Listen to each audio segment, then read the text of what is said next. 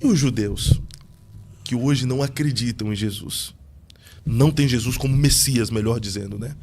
Não acredita que ele é o Cristo ungido de Deus. Tá. Eles ainda são povo de Deus? Israel é terra santa, não crendo em Jesus? Vamos ver o que a Bíblia diz. Romanos 10 diz assim, ó. Irmãos, Romanos 10, 1. O bom desejo do meu coração e a minha súplica a Deus em favor de Israel é para que eles sejam salvos. Porque eles dão testemunho de que eles têm zelo de Deus, mas não com entendimento. Porquanto, desconhecendo a justiça de Deus e procurando estabelecer a própria justiça, não se sujeitaram à justiça que vem de Deus. Porque o fim da lei é Cristo, para a justiça de todo aquele que crê. O que Paulo está dizendo? Ele está dizendo o seguinte: a minha oração a Deus, quando o assunto é Israel, é para que eles se salvem. Por que Paulo está falando isso? Porque eles não são salvos, então. Porque você está dizendo assim, irmãos, eu vou reler. A boa vontade do meu coração é a minha súplica a Deus em favor de Israel para que eles sejam salvos. Porque eu dou testemunho de que eles têm zelo, mas não têm entendimento.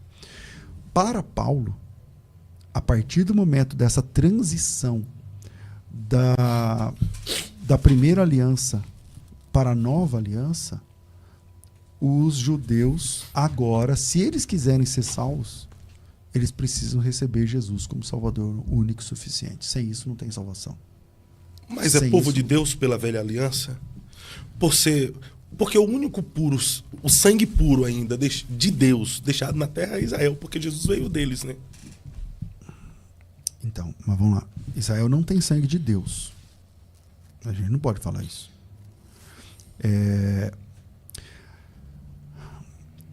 Em Isaías 36, Ezequiel, deixa eu achar esse texto. Em Ezequiel capítulo 36, espera aí que eu vou achar só mais um minutinho. Ele diz o seguinte, Ezequiel 36. Ele diz o seguinte. Eu tive que abrir novamente. Ezequiel 36, versículo de número 22. Diz assim, ó. Dize, portanto, à casa de Israel, assim diz o Senhor Deus, não é por amor de vós que eu faço isso, ó casa de Israel, mas pelo meu santo nome, que vocês profanaram entre as nações por onde forem. Eu vindicarei a santidade do meu grande nome, que foi profanado entre as nações, que vocês profanaram no meio delas. As nações saberão que eu sou o Senhor, diz o Senhor, quando eu vindicar a santidade do meu nome.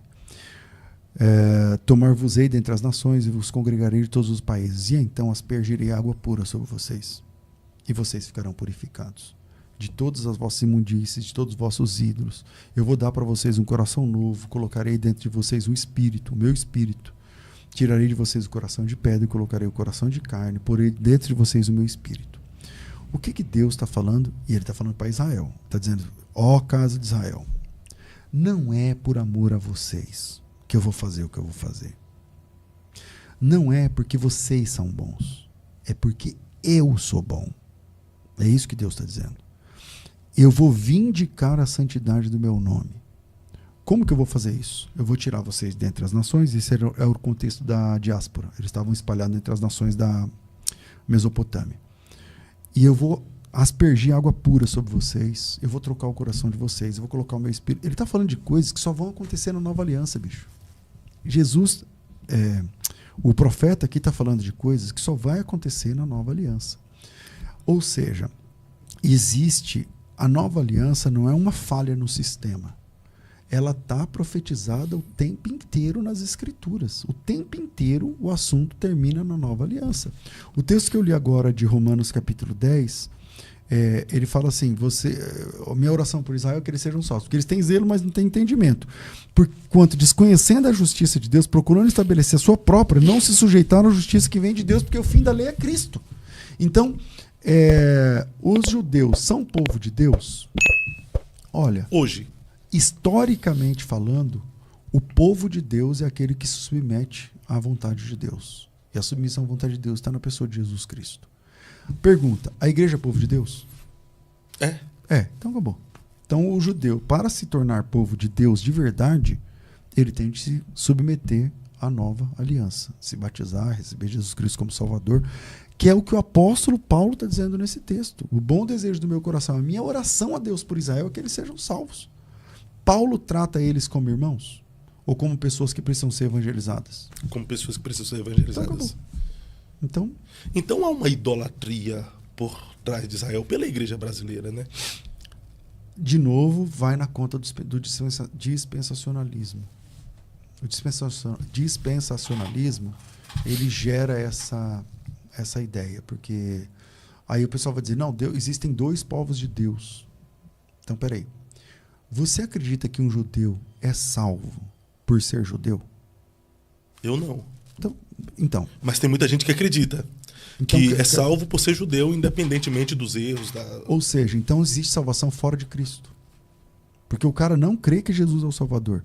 Você assistiu o meu debate com os judeus? Assisti lá no Inteligência. Você assistiu? Assisti. Beleza. Você teve a percepção naquele debate que eu e Tasso estávamos como se fosse debatendo com os fariseus da época de Jesus? Total. Você percebeu? Total. Então presta atenção. Essas pessoas que têm essa compreensão, elas são salvas em Cristo? Não. Existe salvação fora de Cristo? Não. Se não existe salvação fora de Cristo, então eles não são nossos irmãos. E pela forma como eles tratam Cristo também, eles precisam receber Jesus como Salvador, cara. Não tem outro jeito para ser salvo. Só tem um, que é Jesus Cristo. Se ficar orando em voz alta em nome de Jesus lá no Muro das Lamentações, isso é cuspido, né? Exatamente. Cansei de ver. Pelos Cansei judeus.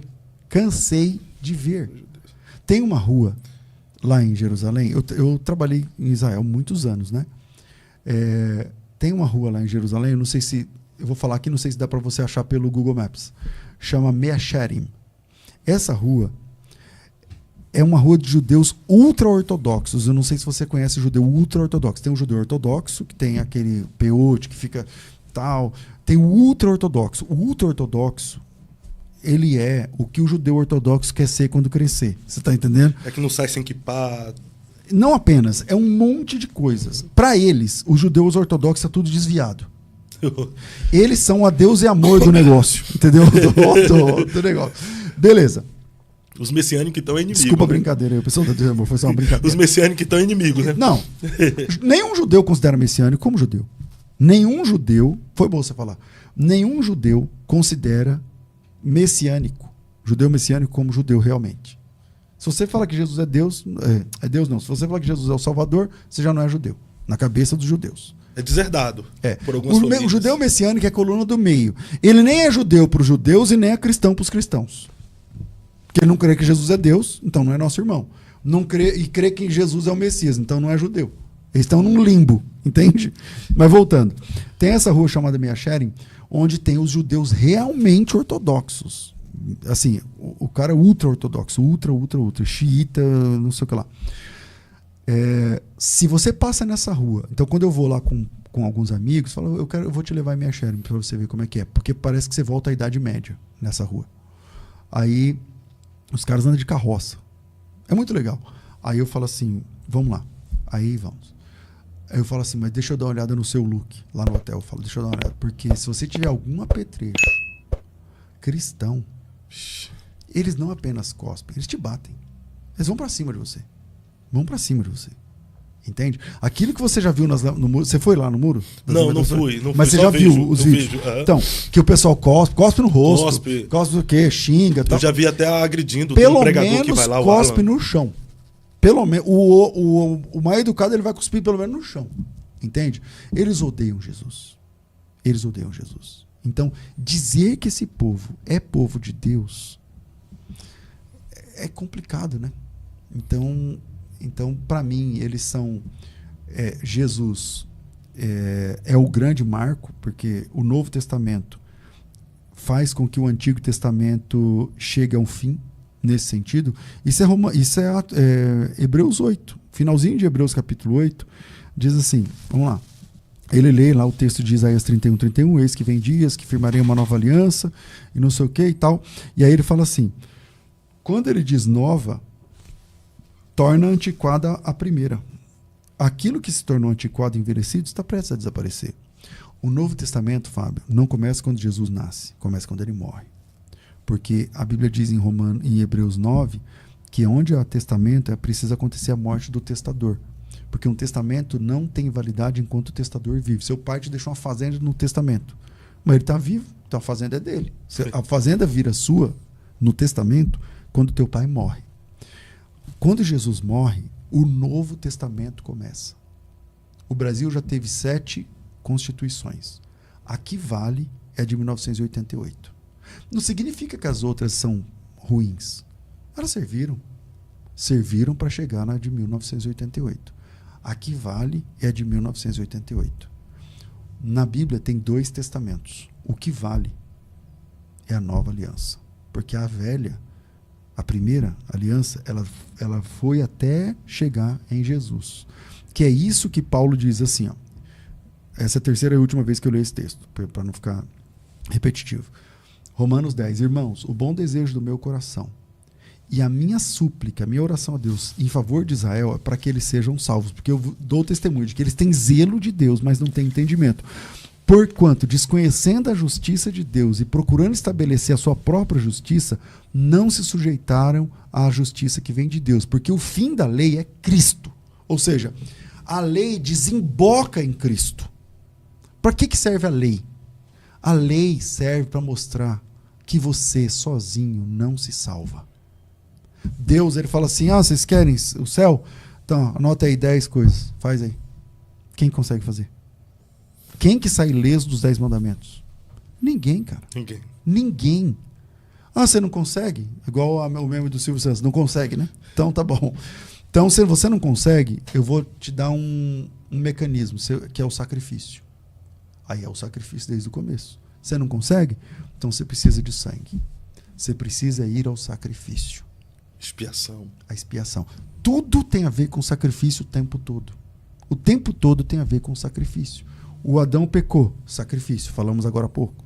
Você não consegue cumprir a lei, né? Então, sacrifício. Então você precisa de sacrifício. Por que tem que ter o sacrifício? Porque eu não consigo por mim mesmo me justificar. Por isso que a Bíblia diz que a lei nos leva a Cristo. Por quê? Porque quando você olha a complexidade da lei e a miserabilidade que você é e que eu sou, você fala assim, eu não consigo, o que eu preciso? O que eu faço? Você não consegue? Então você precisa de alguém que consiga. Você precisa de um Salvador. Mas não é um cara bonzinho que releva, não. Você precisa de alguém que pague essa fatura. Você precisa de alguém que banque você. E quem banca a gente na redenção é o sangue do Filho de Deus. Por isso ele é o Redentor. Ele é o Redentor. Porque ele é o cerne da vontade de Deus. Desde Gênesis, ele é o sacrifício. Então, por que o altar ficava no meio, dentro do layout das tribos, em volta do tabernáculo? O que fica no meio? É o altar. Tudo tem a ver com o sacrifício. Centralidade de Cristo. Cristo é o centro de tudo. O sacrifício é o centro. Você não consegue cumprir? Não consigo. Então o que você precisa? Precisa de um cordeiro. Você precisa de um cordeiro que morra no seu lugar. É o sacrifício vicário, substitutivo. Vicário em latim, né? Mas significa substitutivo. Você precisa de alguém que morra no seu lugar. Porque você sozinho não consegue. E Deus não vai deixar passar pano. Deus não vai passar pano. Pecou, pecou. Onde tem pecado precisa haver morte. Porque pecou, tem que morrer. Então se você não morre, alguém tem que morrer. Um inocente tem que morrer no seu lugar. Perfeito, então essa é a lógica do sacrifício. Levando em conta isso, o judeu é nosso irmão? Não. Não é. Então pronto. Então seja grego ou judeu, precisa de Jesus. Exatamente. Jesus. Grego, judeu, troiano, corintiano, todo mundo precisa de Jesus para se construir.